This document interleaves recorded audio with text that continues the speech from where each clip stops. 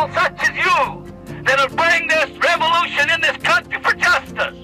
1969, in fact, the 17th of April, we're going to be 46 years old.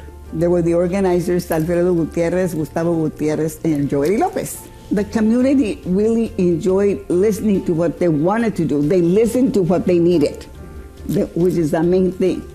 You know, we didn't tell them, we're going to do this because this is what you need. No, we let them tell us what they needed. And this is how we got started.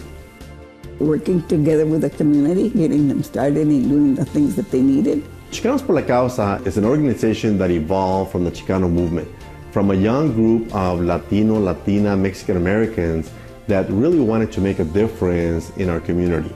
As the demographics and the evolution of the state, were coming, people knew that, more Latinos would become active.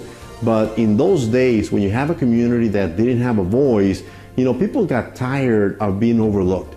People got impatient of waiting for changes, and therefore they took change into their own hands. This organization has such a long history going back to the late 1960s until now, and the organization has come a long, long way from its initial civil rights issues and social services to now being a full community development corporation, and I think that's very key to the bright future that our community has, and I'm ready to go to work for them. My dad's name is Roberto Villaseñor. Known in the community, they'd call him Bobby. He was a board member. He'd bring me to board meetings with him, and as always, you get a group of a lot of people in the same room, and everyone has the same goal, but there's a difference of opinion. So I got to witness a lot of very spirited discussions back then. I'd pretend to read a book in the corner, but I was really taking it all in. Chicanos por la Causa that began initially to organize people, to fight discrimination, to make sure they register to vote, to make sure they're involved in the political process. And then to begin to develop that we needed to begin to look at different parts of what the problem was.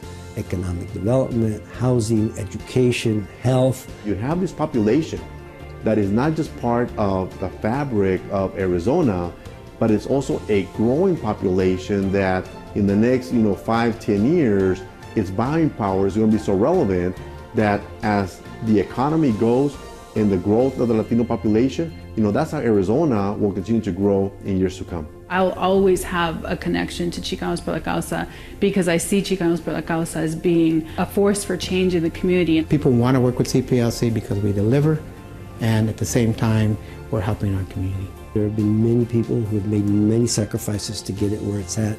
We just need to pay back the favor by making it even bigger, better, and stronger. I'm very proud of the organization, I'm very proud of the people that work with it. To me, it's just a godsend. I thank God constantly because He is the one that does all the movement.